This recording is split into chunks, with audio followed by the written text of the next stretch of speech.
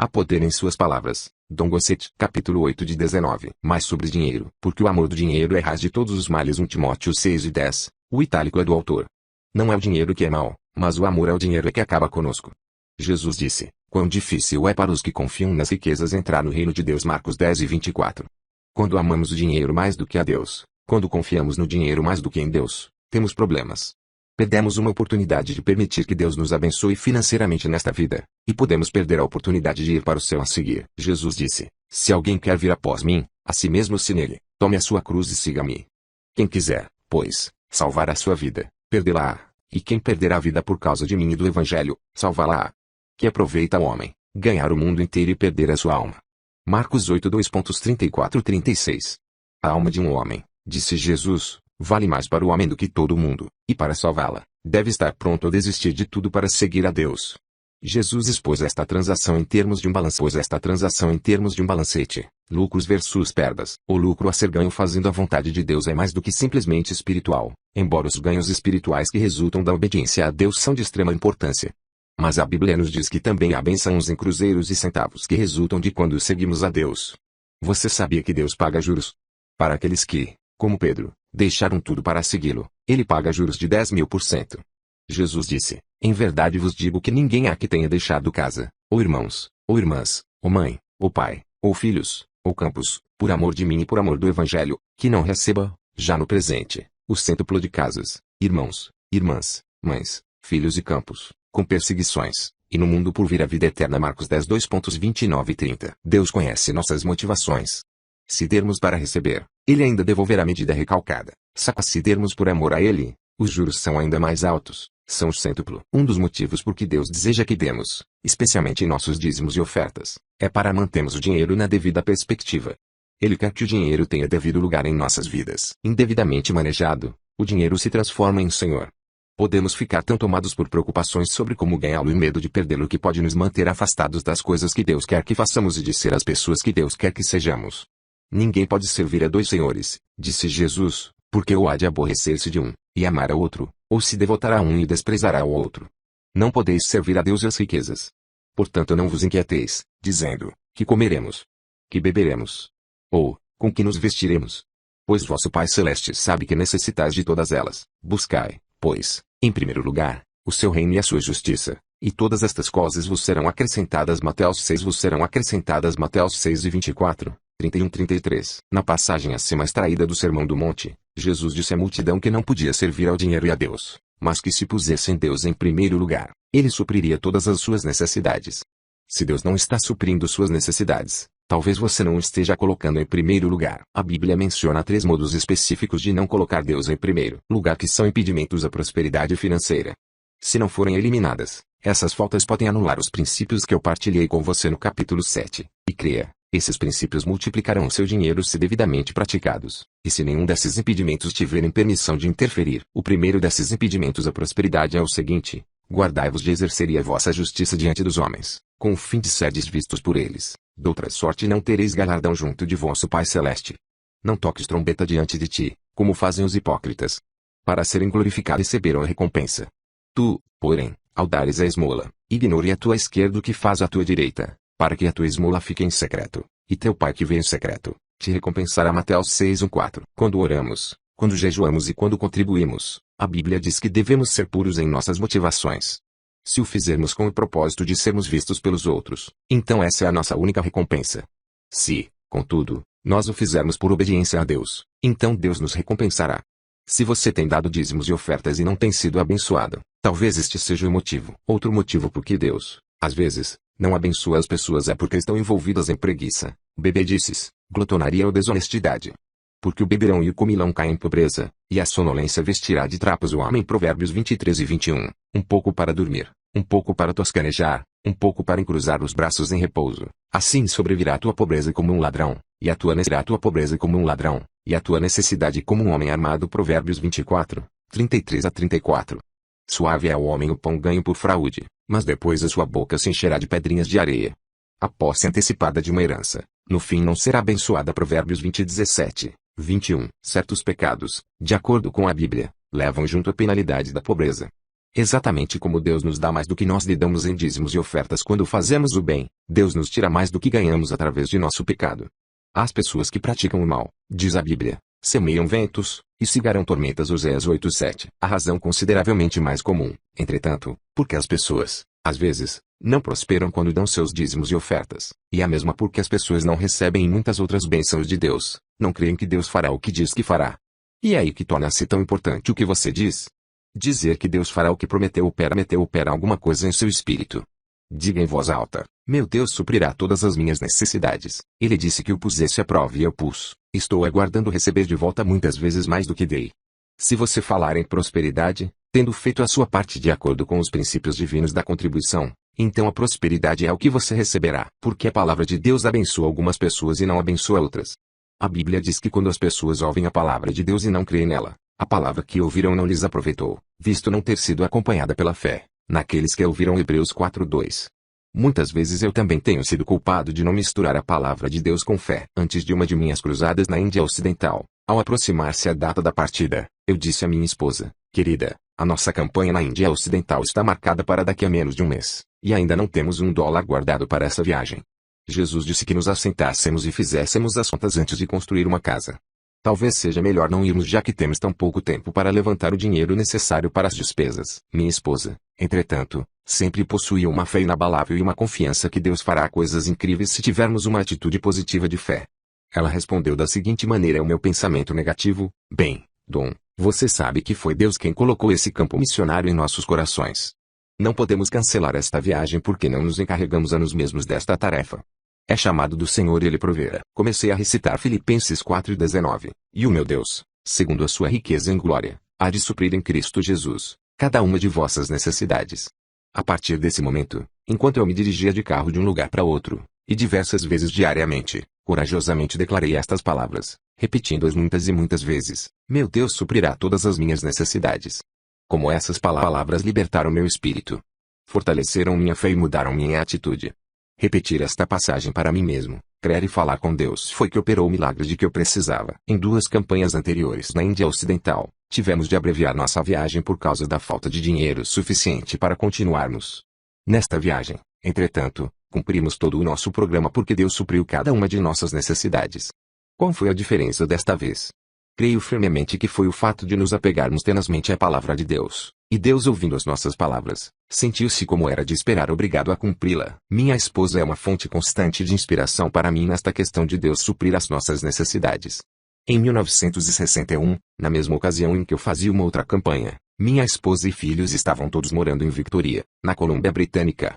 Ainda que o Senhor estivesse abençoando maravilhosamente a campanha, as ofertas do ministério eram poucas e insuficientes.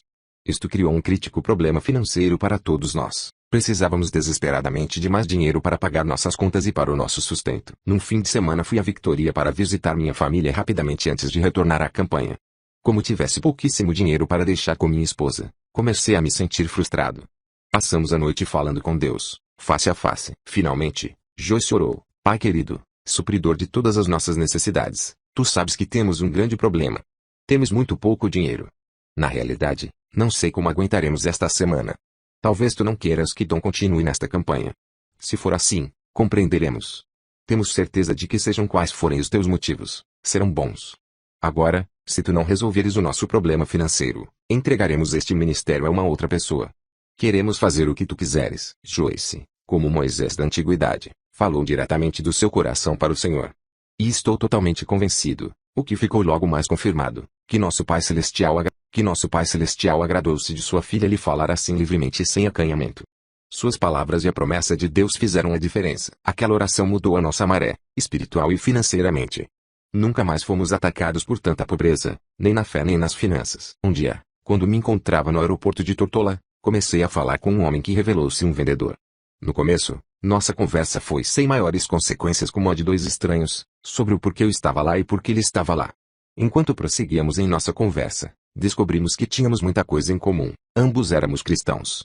Finalmente, ele me disse que tinha uma história que desejava me contar, uma história completamente inexplicável pelos padrões comuns. Não acredito muito em sonhos, ele observou, Mas uma coisa aconteceu comigo há alguns anos que permaneceu como um mistério para mim até o dia de hoje. Durante uma série de anos, ele prosseguiu, viajei para uma grande firma ataquadista de St. Louis, ataquadista de St. Louis, no Missouri. Em um de meus itinerários, tinha um velho amigo particular chamado Irmão Benton. Toda a cidade o chamava assim. Quase sempre tinha um pedido para mim. Mas tivesse ou não tivesse, sempre me sentia melhor depois de visitá-lo. Era sempre tão alegre, e tinha uma conversa tão agradável. Só podia ver meus clientes 2 vezes por ano, e sempre aguardava com ansiedade os dias em que eu o veria. Numa dessas visitas ele fez um pedido muito maior do que jamais tinha feito, mas eu não hesitei em recomendar à firma que preenchesse o pedido. Eu sabia que ele era amado e respeitado por todos naquela cidade e que era um cristão sincero. Não vendia bebidas alcoólicas e fumo sob nenhuma forma em seu armazém. Sempre me dizia que a sua Bíblia condenava ambos e que ele não queria ter nada a ver com essas coisas. Nenhuma conversa nem oferta de grandes descontos das fábricas de fumo e bebidas poderiam induzi-lo a se desviar dessa regra. Cerca de 6 meses depois que o inventório central notificou-me que a conta não fora paga e que eu deveria visitá-lo logo que possível para a cobrança. Percorri rapidamente a minha zona e fui pessoalmente tratar do assunto. Quando cheguei ao armazém, ele não estava lá.